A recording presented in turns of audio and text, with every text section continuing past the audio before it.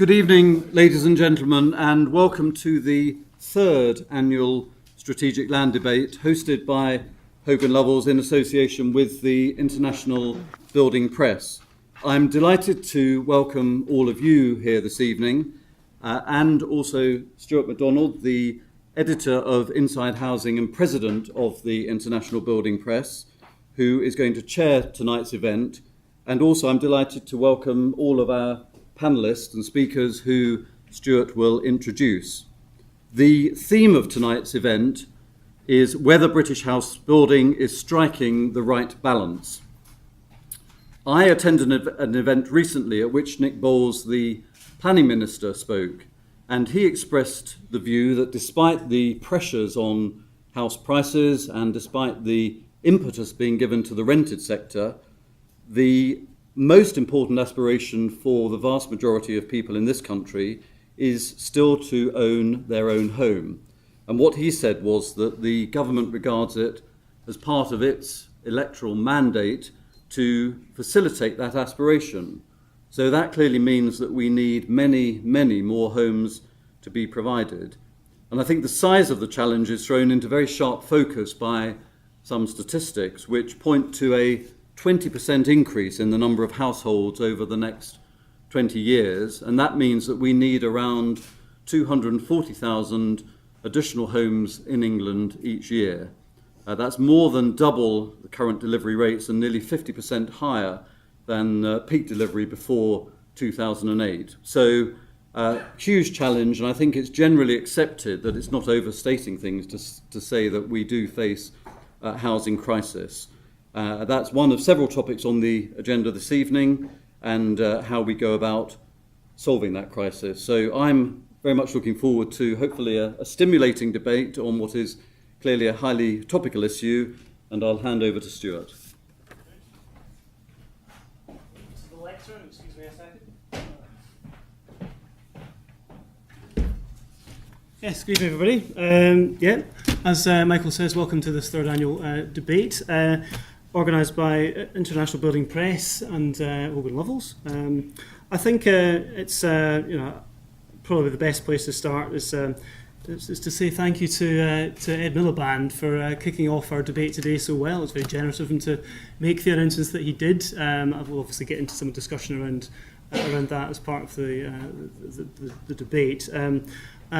We do have an excellent panel here tonight to help us get stuck into the issue at hand. Is British house building striking the right balance? We're going to hear in order from Mark Clare, who's the Chief Executive of Barratt Developments. Then to his left, David Orr, who's the Chief Executive of the National Housing Federation. Then to his left, Pete Redman, who's an associate at the think tank Centre for London. And last but not least, Julia Thrift, who's a Senior Project Manager at the Town and Country Planning Association.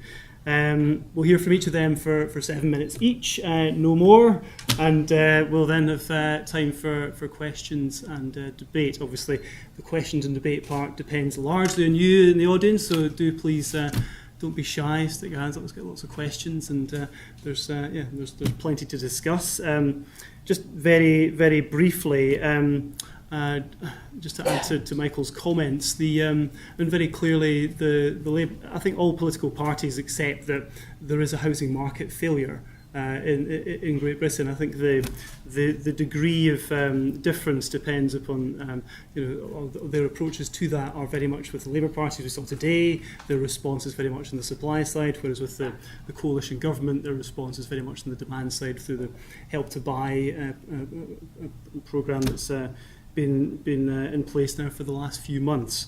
I think the key thing this evening really we're going to discuss is really the extent to which the house building industry in Britain is failing to address this issue as to whether the balance that is being struck currently now is that the best we can expect in reality, or can we, whether it's house builders, whether it's housing associations, local authorities, planners, academics, can we try to come up with a better approach, and if so what really?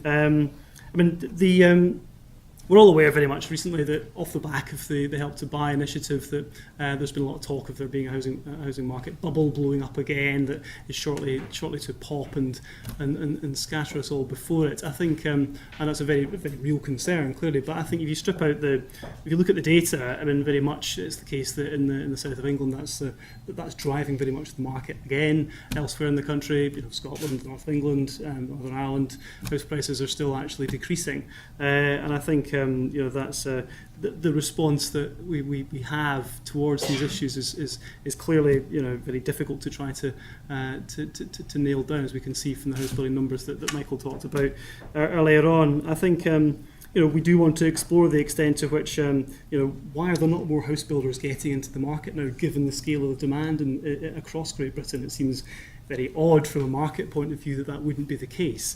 To what extent a housing association is going to provide the answer.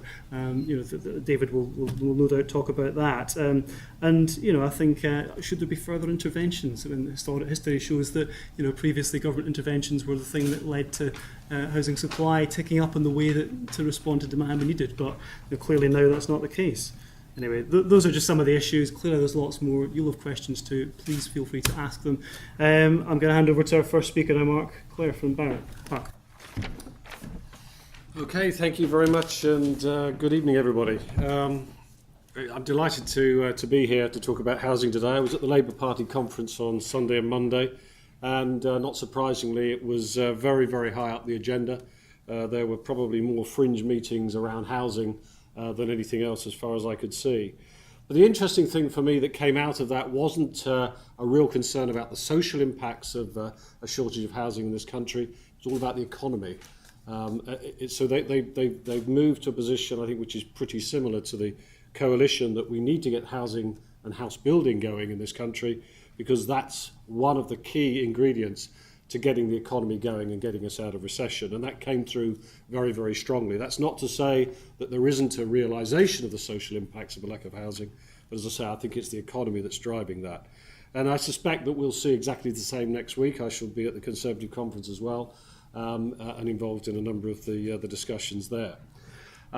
We all know that housing is in crisis. I mean, the facts are very, very clear. The number of homes being built, lowest number since 1920 something. So we are building a very low level of number of homes. We know why that is.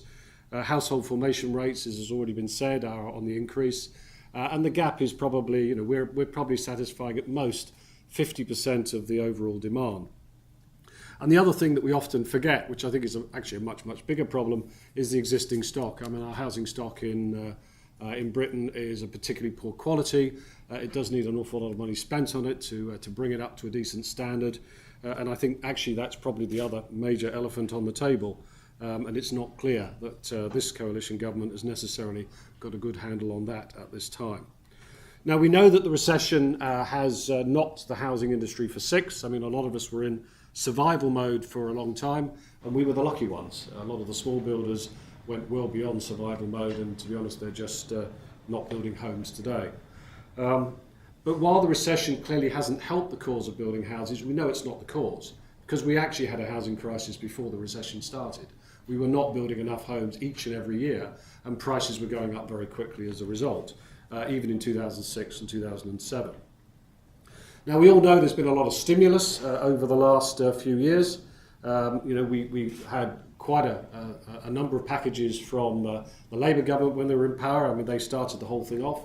Then we had the coalition came in and they stopped everything. And then 12 months later, they realised that that was probably not the right move. And then we've had a wave of stimulus, first buy, new buy, funding for lending, and of course, help to buy. And what they've really done is moved us from a position where our customers just couldn't get access to the market, they couldn't afford the deposits, to a position where today I think either demand is coming back quite strongly, and it feels like a corner is turned in terms of that particular issue. But of course, it's all about supply. The UK problem is all about supply. It's not about demand. Demand is something that comes and goes because of economics, but actually it's the supply side of the equation that is really the main problem.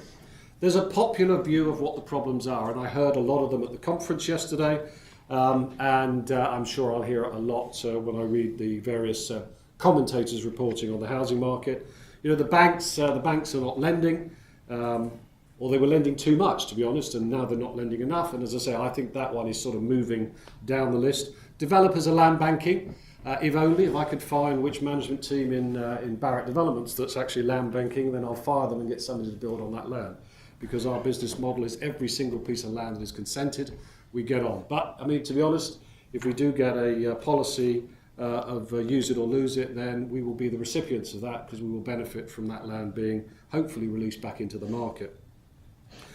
NIMBYs, people don't want houses built. They all know we need more houses built, but they don't want houses built in their backyard. And I'm sure a lot of people in this room, have the same concerns about more development. But clearly, they take some responsibility, I guess. Social housing funding has been cut dramatically, and we all know why, because of the downturn, the recession. But if we go back to the 70s when we were building enough homes to meet demand, of course, the public sector building programme was massive relative to what we see today. Local leadership, I think, we have a lot of relationships with local authorities. We have some very good ones. We're planning where the discussions and debates are very positive. The outcomes are normally much better than they otherwise would be, and we can get planning quite quickly. That's where what I describe as sort of civic leadership really takes the driving seat. And in those situations, we really are getting on and developing, creating benefit for the local economies, and to be honest, with the developments that we're delivering, probably regenerating parts of those communities.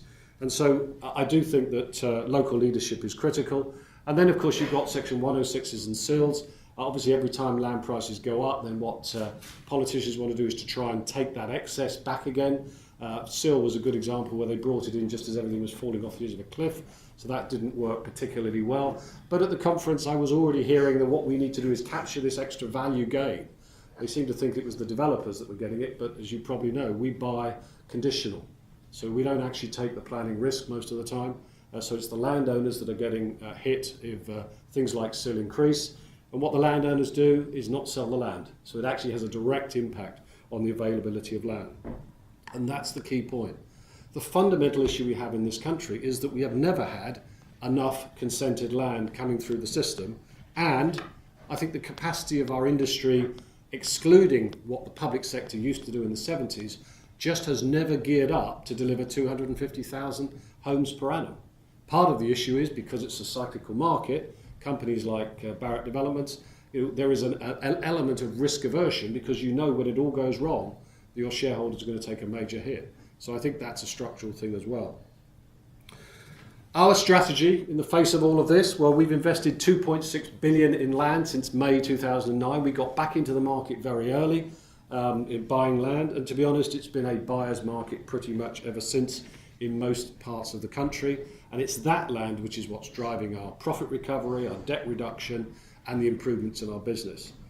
We've also made sure we haven't wasted the recession. We have basically gone back to the drawing board on design, on service, on quality. And while those things don't sound particularly important, they will be in a market that starts to recover because consumers continue to have higher expectations of what they expect from companies like Barratt Developments. And therefore what we want to do is make sure we are leading the pack, and that is what we're doing. The other big thing we've done is really drive up engagement with local communities. I've talked about that, and that's been critical. Over the last 2 years, we grew by 20%. Over the next 3 years, we've said we'll grow by another 20%. So we are growing the business very, very fast. And we will deliver in partnership wherever possible, and that's fundamental to our business model. I think in terms of government, what they should be doing is pulling all the levers to deliver more supply. That includes getting RSLs to deliver more, and I'm sure we'll hear more about that later. I think they should be allowing local authorities to borrow more, so there's more money coming into the sector. Private rental is important, but all of those rely on more consented land. They're swimming in the same pool as the rest of us. For me, it's about bringing forward more public sector land very, very quickly. It's about looking at the planning process, which takes 67 weeks on average to get a plan, to get a piece of land through. And it's about infrastructure investment, which gets in the way of a lot of sites, because without that investment from government or central government, we're not going to get building. Great. Mark, thank you very much. Shall I squeeze by? Oh, I don't like hiding behind lecterns, but there's nowhere else to stand. Sorry, you weren't going to introduce me, were you? You've already done that. Yeah, good, thank you. Can you put your hand up if you don't think we need any more new homes? Okay. Either you're very shy or very embarrassed, or no one here thinks that we don't need new homes. There are still some people out there who genuinely believe that we don't need new homes, that all you have to do is sling out all the immigrants and everything would be fine. Can we assume that none of us agree that there are simple solutions to this?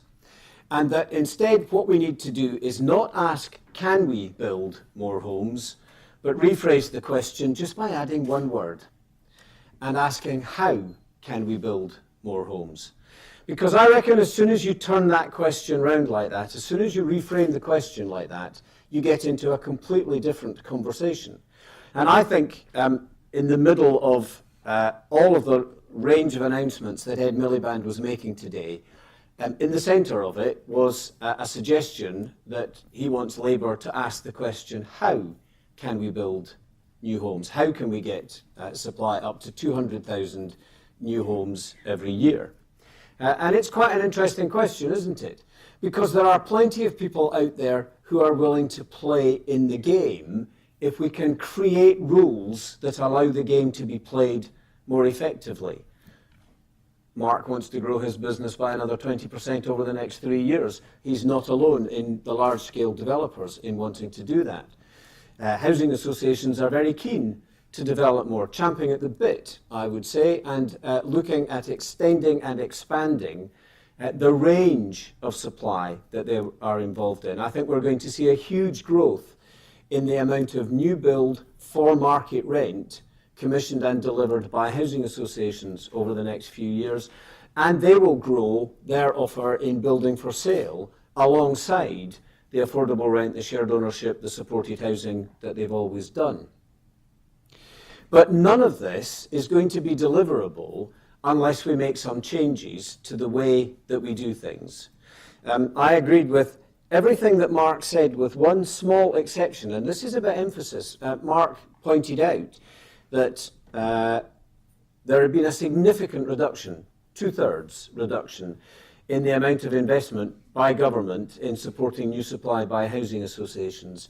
And the reason for it is because of what's happening in the economy. No, the reason for it is because there was a political calculation made that they could do it in housing in a way that they could not do it anywhere else. Why is that? Why is that when 81% of the population, according to polling commissioned by us, carried out by Ipsos Mori, 81% of the country believes that there is a housing crisis. 89% of those of us who still have adult children living at home believe there needs to be a significant growth in new supply. But yet, well, let's test this, shall we? How many think, you all think, that we need to see new homes being built? Go on, be brave, put your hand up if you think it would be good just down the road from you. Yes, that's some way short of 100%. Typically, it's about half of those who say there's a housing crisis also agree that we need to have new building in my neighbourhood, here where I am. And some of that is because of historic problems of design and poor quality, and that's understandable, although it's also quite a convenient excuse to hide behind. But a lot of it is just still about the provision and availability of land and the cost of land and who is able to access land. All of that, Mark and I completely agree on. So I want to pose a question about land and planning. I've recently taken to making propositions from public platforms that some people consider to be outrageous. At our own conference last week, I had the temerity to suggest that there might be some value in at least exploring why the most successful private rented markets in Europe, Sweden and Germany, are both characterised by rent caps. And yet we refuse to have any conversation about whether any form of rent control in the private rented sector might be rational. Of course, in those markets, the government also makes a pretty clear long-term commitment that those rents will be allowed to rise by the rate of inflation. If you want to build significant numbers of new homes for market rent and you want to attract institutional investment, an environment where you have some certainty that rents will be allowed to rise by the rate of inflation creates an environment for index-linked financing that begins to look attractive to investors and to the developers. Now, it seems to me that that is a conversation that is at least worth having, but it's one that we tend not to have because there's always a kind of closed-down response that says, no, we can't have rent caps in the private rented sector because everyone will depart from the market and the world as we know it will collapse. Well, I think we need to do better than that. I think we need to allow ourselves to have more thoughtful and mature conversations. Here's one that I want just to test with you, because you're an audience who kind of understand this. Can I ask, are there any councillors in the audience? That's a pity, because I would have been very interested to see what the response was. My proposition is that councillors, when it comes to planning, are deeply, deeply conflicted. They are conflicted at a very fundamental level in trying to balance issues of legacy and long-term strategy and placemaking with the short-term absolute requirement, if you're a councillor, of getting yourself re-elected at the next election. And of course, in many district councils, the number of voters is very small. The number of people who you need to have on side is even smaller. And if 10 or 15 or 20 of them are knocking on your door saying, we don't want this development, even if you believe that the development is right for your community, your instincts are going to be, the conflict will be that you will say, no, I will not support the development because your re-election may depend on it. Now, of course, there are some councillors who take a wider view than that. But I was really, really struck at an event I was in Aylesbury recently where a councillor who had been a councillor for 20 years said of her village, well, it's now a mausoleum. Because we were talking about the extent to which villages are becoming old places where the Motability shop is the biggest shop that you have. And she said, okay, oh, well, gosh, I'll have to do this quickly. She said, my place has become a mausoleum. And I thought, is that the legacy that you want from 20 years of having been a councillor? But it is the legacy that comes from always saying no to the short-term planning application. So my proposition is, or at least for discussion, that we should enhance the role of strategic engagement by local authority councillors in plan making and in thinking strategically about plan shaping and place shaping, but remove them completely from the day-to-day operational delivery of that plan in a parallel, which is the direct parallel of the change we made 20 or 30 years ago, from where councillors used to be directly involved in the day-to-day allocation of council housing, to saying they are conflicted. That is not reasonable. The job of councillors is to be strategic policymakers, so they will set the allocations policy and then leave it to officers to implement the policy and then be accountable to the councillors. That would leave councillors, I believe, with the realistic prospect of thinking long-term legacy rather than short-term political consideration about the next election. Discuss.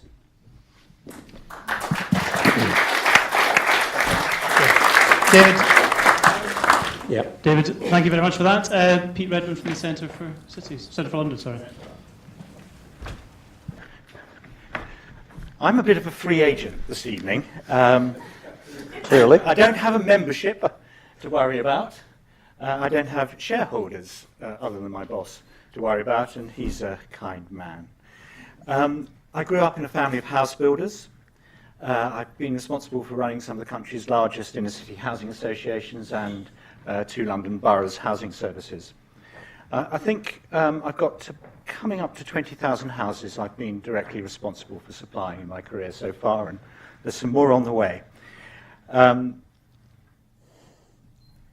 of the land I've had to negotiate on has varied from 100 million a hectare, Chelsea, to negative values in Leeds, where the owner had a liability on their hands and gave me a dowry to take the land off them.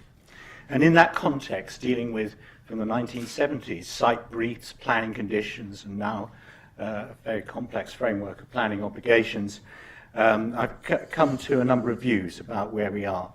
And the Centre for London is keen to get to the bottom of what is really going on in the housing market.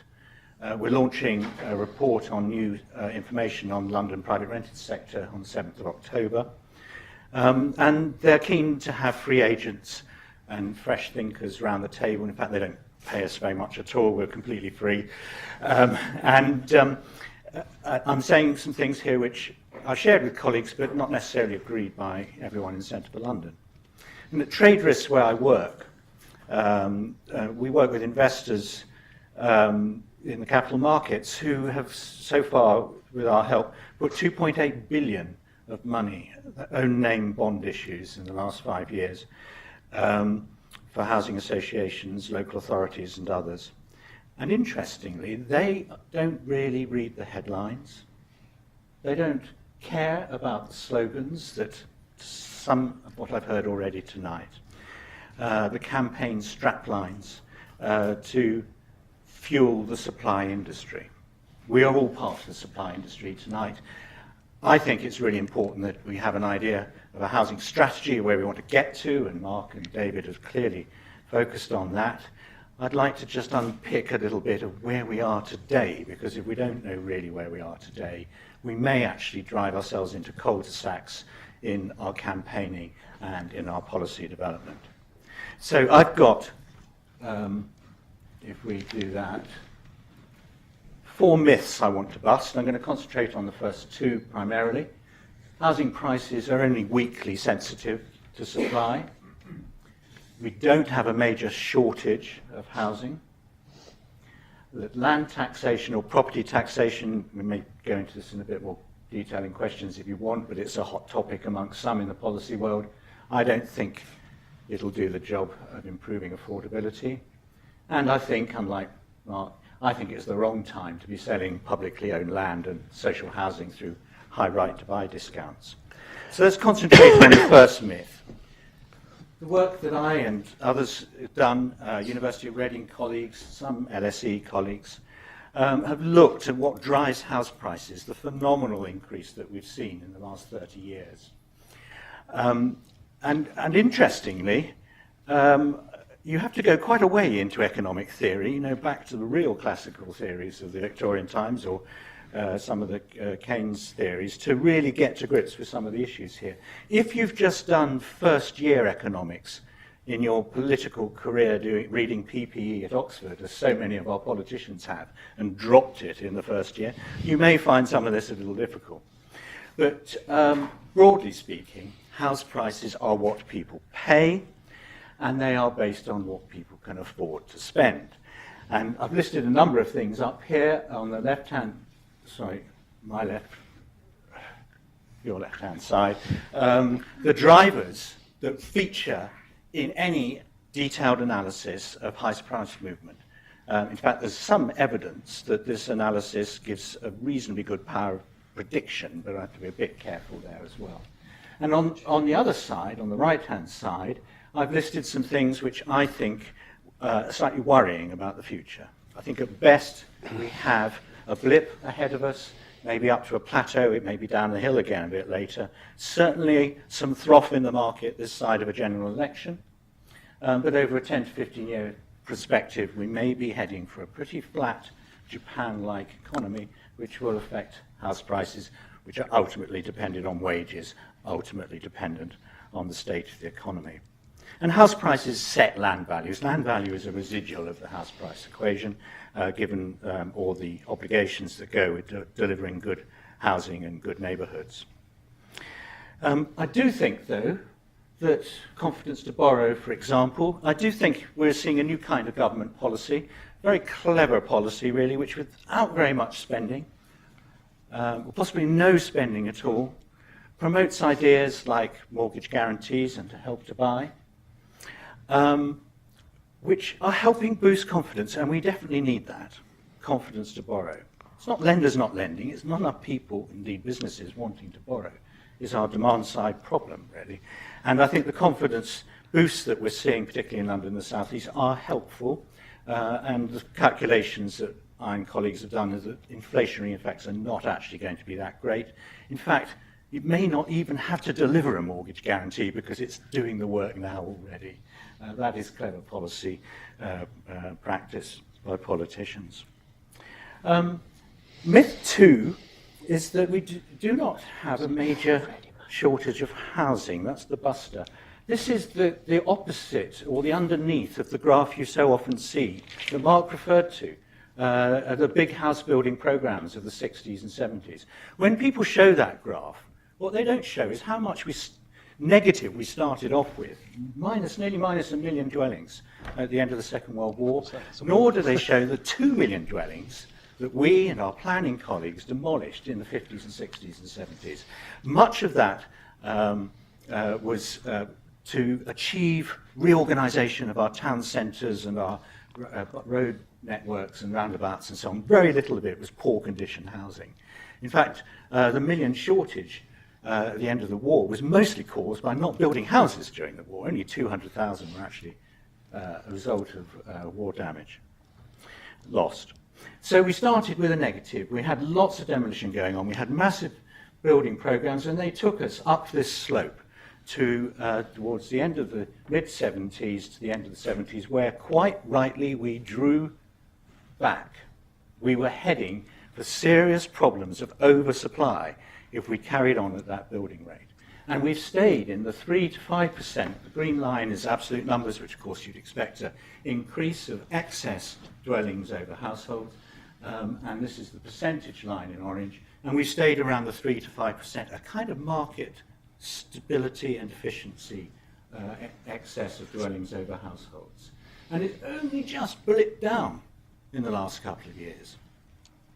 Not truly crisis territory. If we carried on in that new trajectory that we're on with 2 years of poor output, then our stock levels will not match the household growth, and when we will have some very, very serious problems. So I'm with colleagues who say take great care, but I think we can overdo the quantum of what we're talking about. I personally think that that London has a bit of a special case. This is the absolute figures of London dwellings and London households. You can see how very, very close these lines are nowadays. That there is pressure in London. And one of the things that we're concerned about in the centre of London is just how much more pressure than the rest of the country is, quotes, acceptable in a capital city. It is a honeypot. People will double up. You know, there are whole sorts of things that perhaps go with being a vibrant city, and that we shouldn't perhaps apply national targets to a London setting.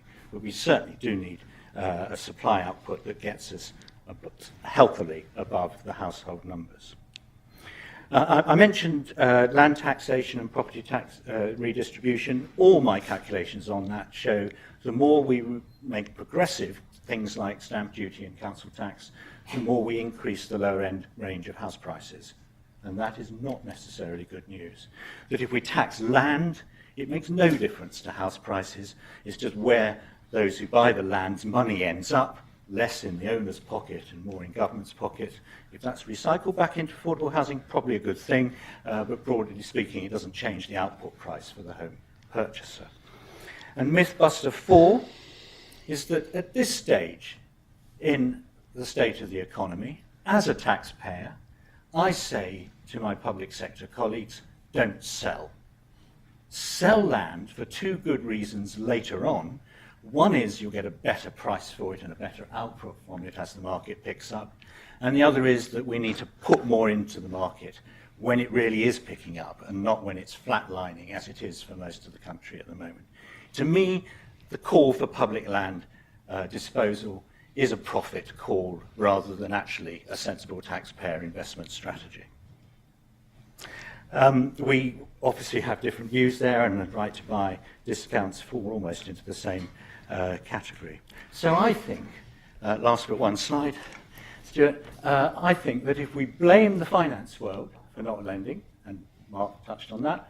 The house builders for drip feeding the market, ditto. The planners for restricting supply. Broadly speaking, we've delivered what we need, not necessarily in the right places, not necessarily at the right price, but broadly speaking, we've delivered what we need. 164,000 dwellings a year over the last 20 years, when household growth has been 147,000, 17,000 additional dwellings per year. This is on average, not the last couple of years, obviously. Planning has delivered. It's a system of constraint, of course. It's to stop inappropriate and unwanted development. But broadly, on average, not in some areas clearly, but on average across the country, it has delivered the output we need.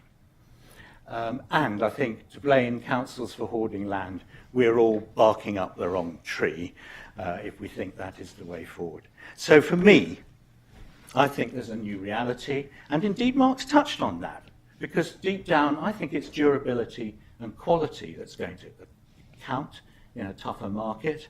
I think it's building in the right places, not as we're doing in London.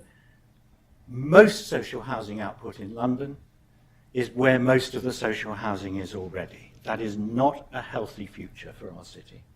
We need, David, we need our housing associations to be able to build at market prices, not at cheapest prices, not to just coattail onto developers, but be able to go and buy and develop sites themselves as we used to. We need a value-based system of investing rather than cheap and cheapest cost system. We do need new entrants to the industry, and I would say that's new housing associations as well as new house builders. And perhaps on property tax, I'd say we definitely need to charge a holding tax for land that is not used. Thank you. Well, that's that then. You don't have to worry. Sorted. Pete, thank you very much for that.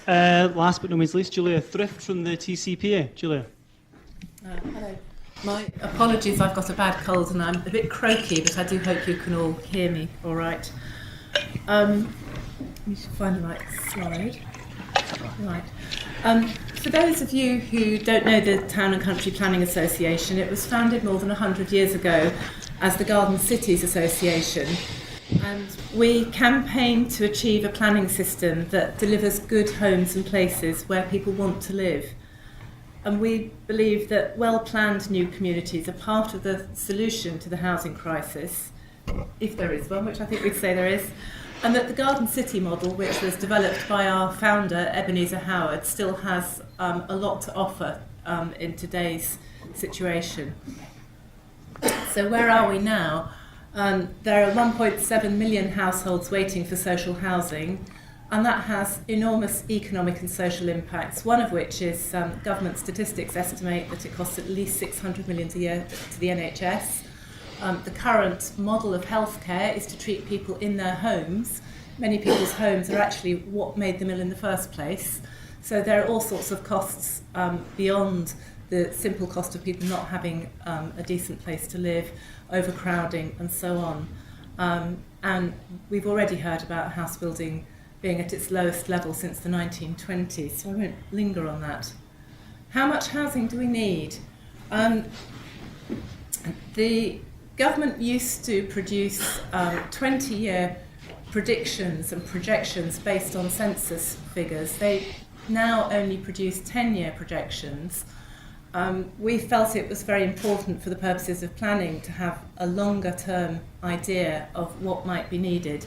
So we recently commissioned Dr. Alan Holmans, a Cambridge academic, to look at the 2011 census data in great detail and work out what that might mean for housing over the next 20 years.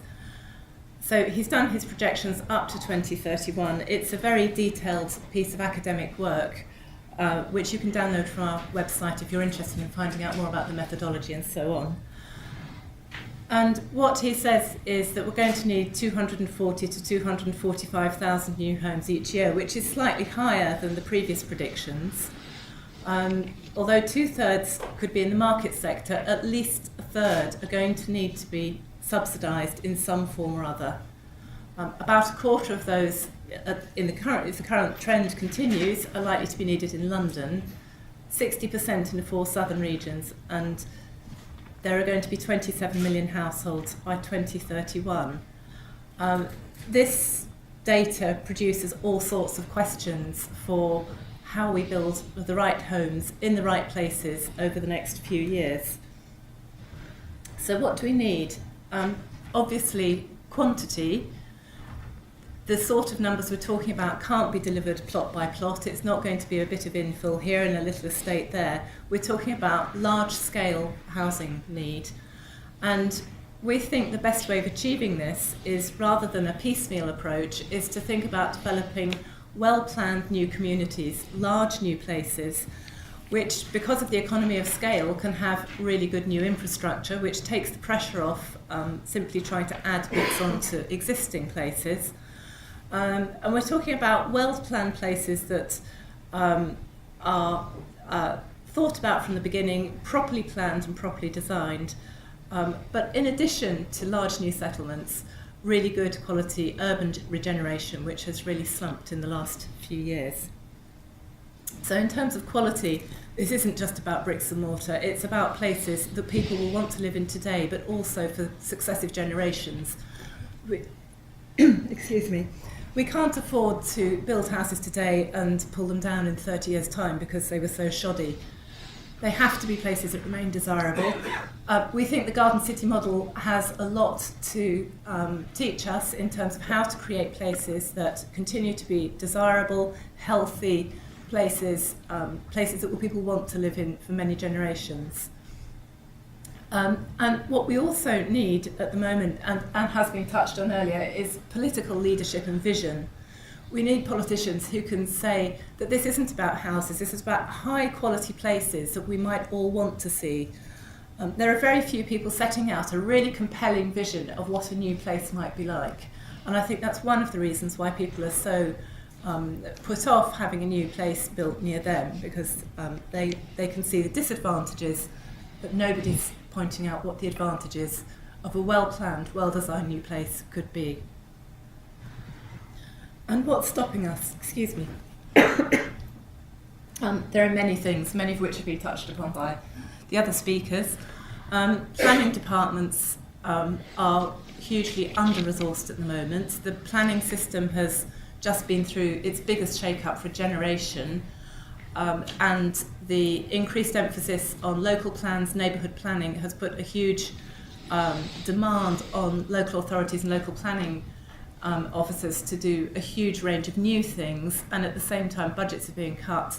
There aren't enough planners and they don't necessarily all have the right skills that they need in this new environment, which I think is one of the reasons for problems. The duty to cooperate is a mechanism for getting things done, but it's not a strategic way of looking at what's needed across an area and how that could best be delivered. And it's not, we think, going to do what it's supposed to do in terms of getting enough new houses built in the places where we need them. And as again other speakers have touched upon, we're really stuck with short-term thinking. The focus on the next 5 years of land supply is just not enough. We need to be looking forward 20, 30 years. Demographic change doesn't happen overnight. It can be predicted to some extent. We need to be looking forward much further than we are at the moment. And political electoral cycles really don't help, as David put very powerfully, I think. Thank you very much. Excellent, great. Yeah, thank you for that, Julia. We're slightly behind time, unfortunately. I think we started a bit late, but I think we can take 15 minutes, can we, for questions. Gerald, is that allowed? He's running away now. I'll take that as a yes. Are there any questions in the audience to kick us off? I mean, there was quite a few, I thought, quite provocative comments that were made there. Anybody keen to get stuck in? The gentleman there in the glasses. Can you say who you are and what your question is, please? Do I wait for a microphone or just do you hear me okay? I'm not sure. Do we have any microphones, Gerald? Do we have microphones, or are we? I'm happy to speak up. If that's okay. Oh. Carefully concealed. The gentleman in the blue suit.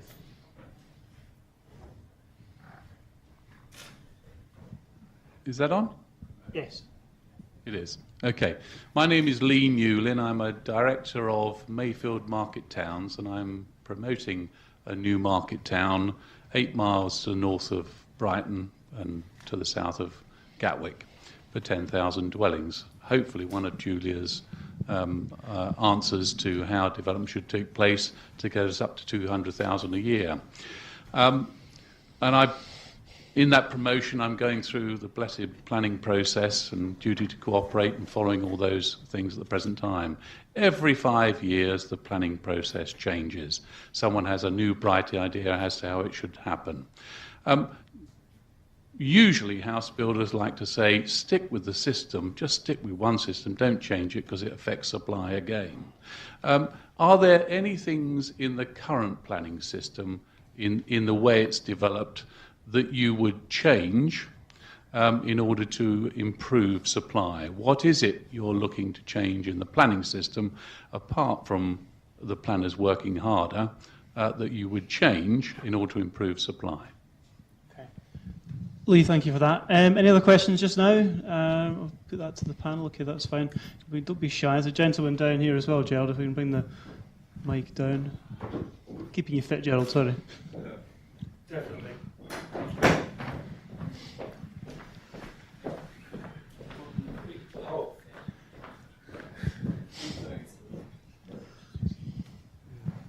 Hello, my name is Philip Evans. I'm a director of the Soho Housing Association and also a software company called PEC Software. I was at Resi a couple of weeks ago, and Minister Mark Prisk suggested that he was going to defer making a decision as to whether or not to introduce a new use class for land earmarked for build to let. I'm just wondering if the panel has any views as to whether or not this is going to hamper institutional investment and is going to hamper new starts in the market rent sector, actually. Okay, Philip, thank you very much for that. Yep, what a surprise. We start on planning. I think that seems to be the buzzword for the evening. We'll come to you in a second, sir, if that's okay. There's another man up there, but we'll come to him after this, after we've gone to the panel on these questions, if that's okay.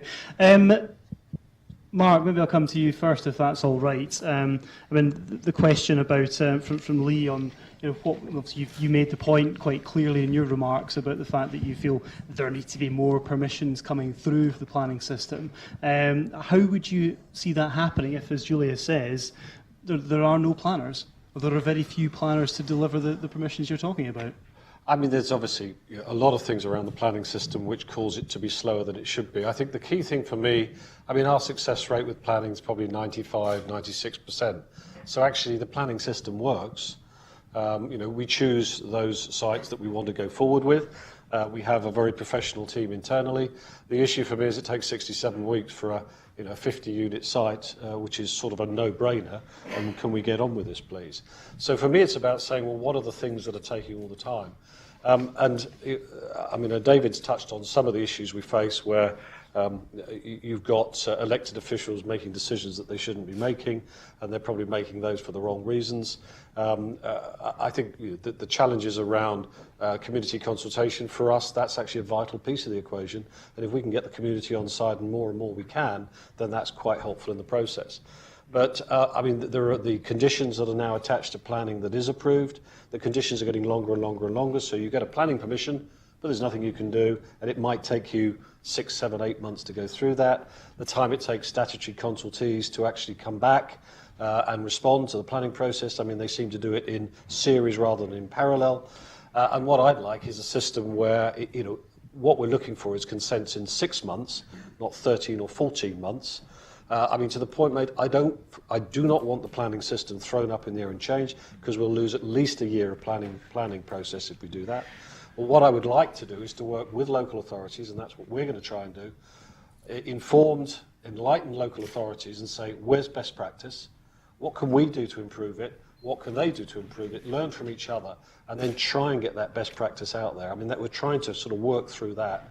And I'm hoping that will have a positive effect. I mean, you can go more radical, and David suggested a more radical approach, but I'm just nervous as to whether anybody's ever going to agree to that radical approach. Okay, and thank you for that. So you're confident that the current system, by and large, would be able to work so long as you can focus in the areas that you need to. Okay, fair enough. David, I think we've heard your or your prescription for this. So I might go to Julia on this point if that's okay. Go on then. I'm just wondering, how would you answer that question, Julia, about what might be sensible to change about the current planning system? What might you look to try to improve from a planning point of view?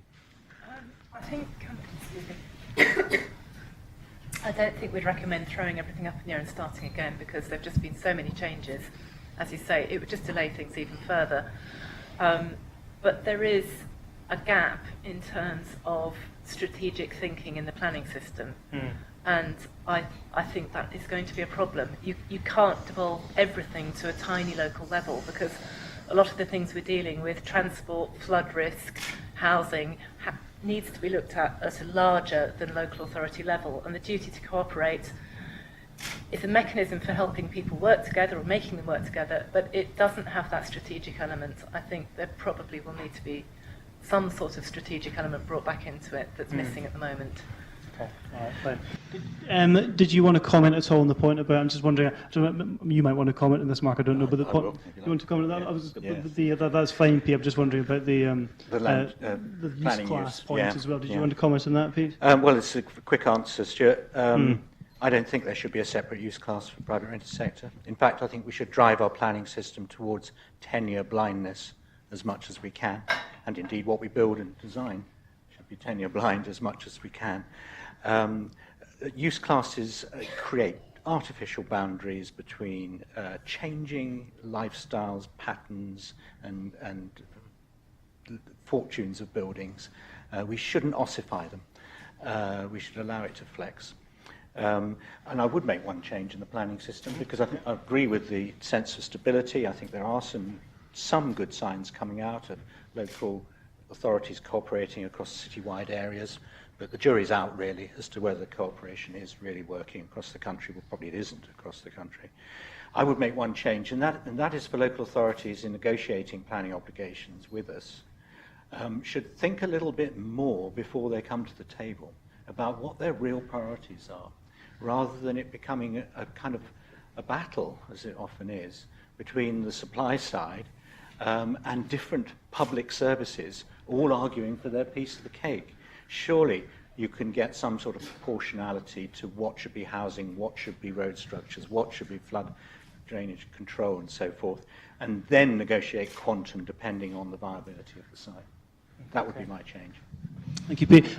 David, did you want to comment at all on the use class point? I think obviously you said in your remarks there that housing associations very keen to do more. The private rented houses for market rent, is obviously an area that housing associations have and are looking at moving into. I mean, would that be helpful, or would that be a hindrance given the affordable impact that would have on Section 106 agreements? No, I generally agree with Pete on this. Right. I think we need to make this as simple and straightforward as we can, not add layers of complexity to it.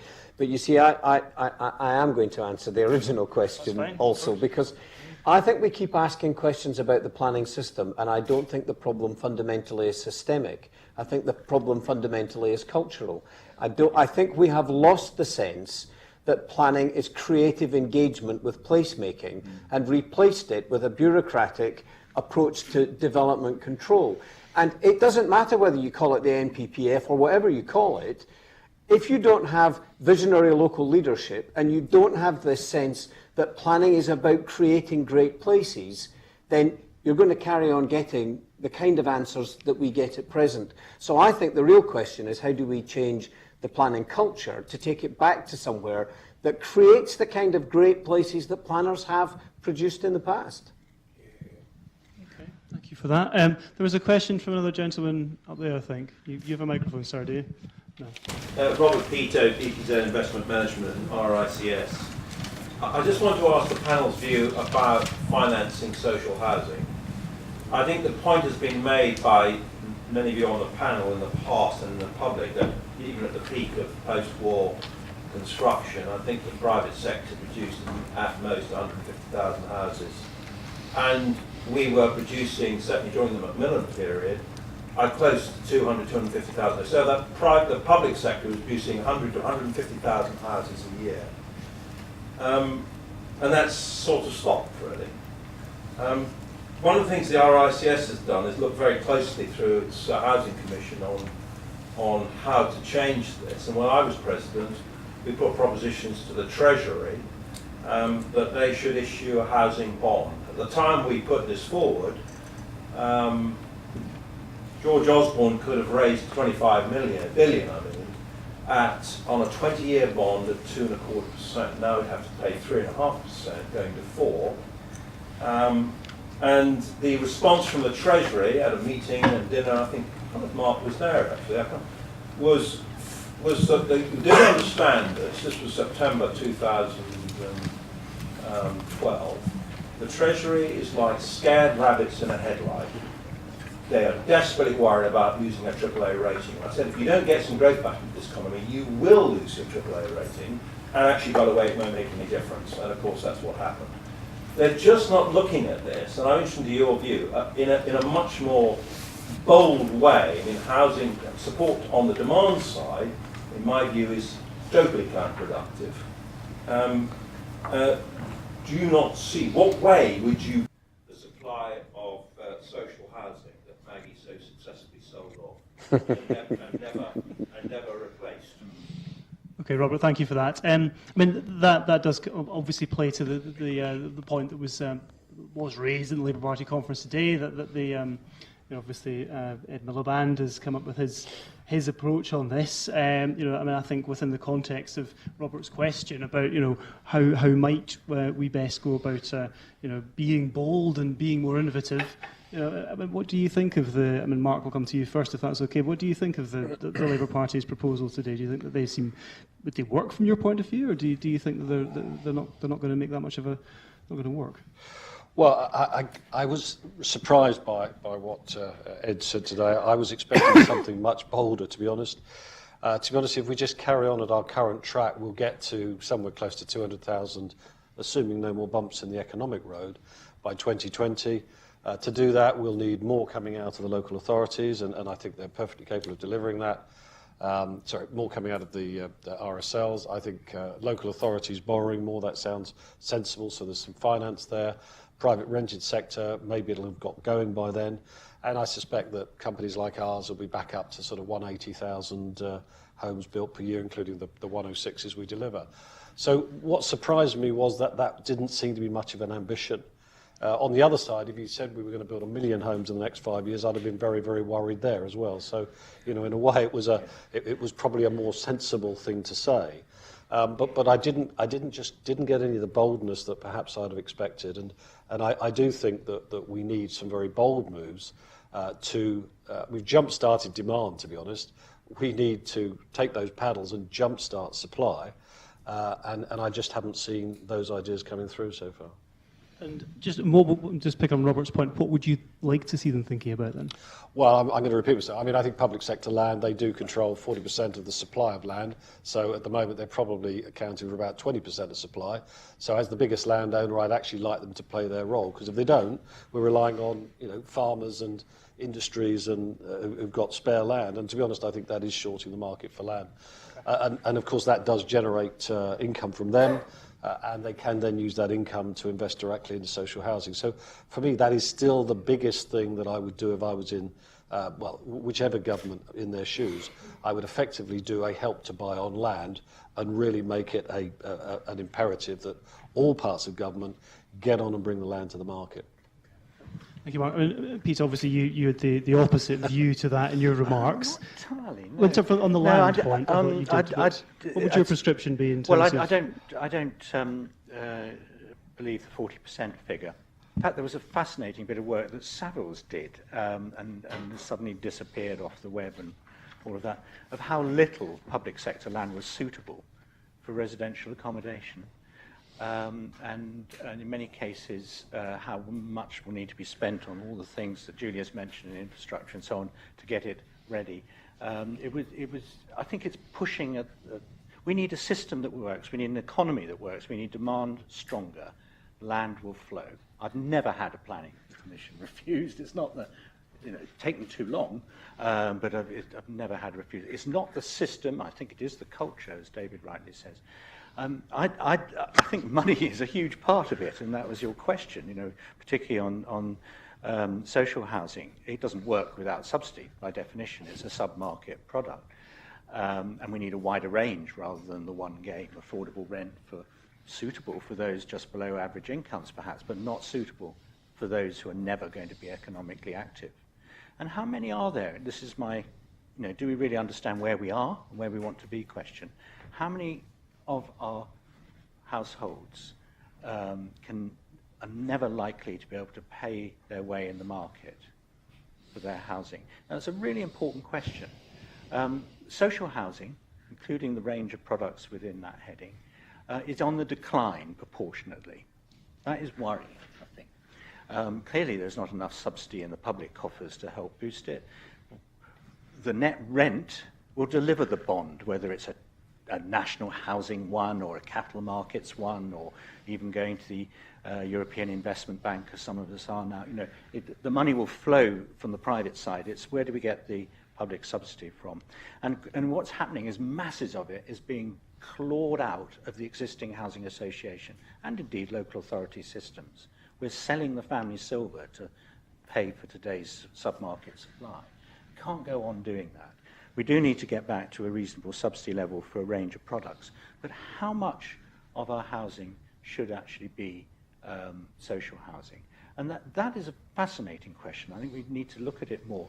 The growth of outright ownership is a very important dynamic in our housing economy. If you're taking decades, 30 decades, a 30-year view, for example, the mortgage industry will be tiny in 30 years' time.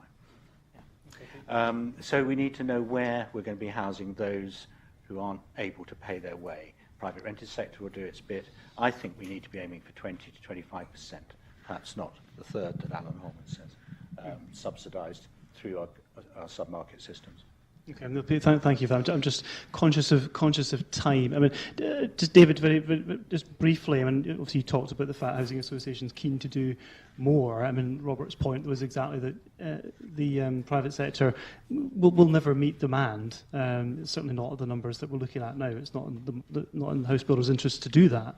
But the extent to which housing associations can plug that gap, even if we got up to 150,000 completions a year from companies such as Mark's, we still have a large gap according to the TCPA's analysis, and I don't dispute that. So housing associations can't do that many homes in a year, can they? So what else do we need to do? What are the other measures? I mean, there are practical limitations on how quickly you can scale up, which are to do with the supply chain and the availability of materials and all of that kind of stuff. But let's be a bit more ambitious. And how bold do you want to be? All the time that the Bank of England was pouring money like water into the vaults of the banks under quantitative easing, I was saying, what about if there was a single housing bond where the Bank of England was the sole investor and the interest rate was base plus a tiny margin to cover its costs? That would have put money into the economy, and it would have got housing associations building homes. It would have meant that money was stimulating economic activity in a way that pouring it into bank vaults didn't. Now, some people look at me and think that I'm completely insane for making a suggestion like that because the Bank of England doesn't do that. Well, why not? Let's have a different way of thinking about these things. And I just reject altogether the idea that there's no money in the economy. We spend £10.5 billion a year now on housing and transport. 9.5 billion of it goes to transport, 1 billion goes to housing. If we spent 8.5 billion on transport and 2 billion on housing, you understand it would still be 10.5 billion, but housing associations would be building 40,000 additional homes every year. This is a question of politics. And the fundamental question is not one about process, it's about political will. Can I come back on it? I mean, David, I'm sure you're not used to people agreeing with you. Well, I don't know, it does happen occasionally. I entirely agree with you, and I've sat on the Bank of England Property Advisory Committee for 5 years and watched them make one mistake after another. It is interesting that in relation to quantitative easing, you wouldn't have had a problem, by the way, of raising a £25 billion housing bond focused entirely on housing in the marketplace. And if it hadn't been, the Bank of England would have printed the money because they've done it somewhere else. They fed it indirectly into the market instead of directly into the market. Yeah. And that's where, I mean, Mark mentioned the lack of boldness of vision in all our leadership is really, really distressing on this front. One of the problems we have with the Treasury, I mean, I don't know which planet they live in, but they have consistently fought against the concept of hypothecation. And yet it's that type of boldness that is required. People know that's 25 billion. You can't deploy 25 billion in the market in one go for the reason you talk. We're already seeing headlines that the cost of construction salaries is going up. If you lost 250,000 workers, you can't replace them overnight. So we do have a logistics problem, but we have no leadership in which we can frame a planned return to massive increases in social housing. I'm absolutely with you. We just have bad governance. And part of that bad governance is directly in the Treasury, made up of people who clearly have no understanding of how the market actually works. It's very deeply sad. Yeah. Yeah. Robert, thank you for that. Sorry to cut off. I'm just conscious of time. Also, Julia, we didn't give you an opportunity to respond on that. I mean, do you have a solution for fixing the Treasury out of interest? Have you got an answer to that?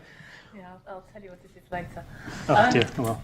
I think the other question is, can we afford not to provide the housing as a society going forward? Because it's easy to say, look at housing in isolation, but housing isn't like another good. It's not like going to buy a coat or a suitcase. It's a completely different product that affects people's lives very profoundly.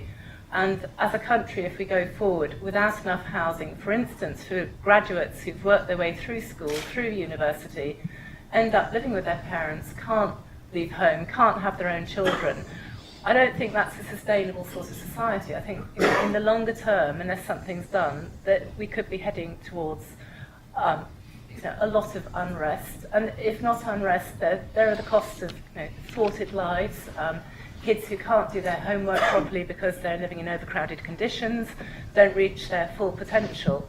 As a country, we can't afford to do that. And looking very narrowly at housing and not looking at the health benefits, the societal benefits, the bigger benefits that housing brings, I think is short-sighted and will come bite us if we don't sort it out. Okay, Julia, thank you for that. I'm just conscious of time. I know there were other questions. I do apologise. I think we do need to wind this up just now. Just one final thing from me. I think in terms of the question of the debate tonight, is British house building striking the right balance? I think pretty clear the answer is no. But I think in terms of the direction in which we now go, I think there's. There are still, I suppose, the good thing is that there are options there that have not yet been explored, I suppose, is kind of probably the best way of putting an optimistic spin on this, which, as a journalist, I often try to do, surprisingly enough. But I think, don't look at that, David, it is true, come on. I think if you could all join me in thanking our panel in the usual way.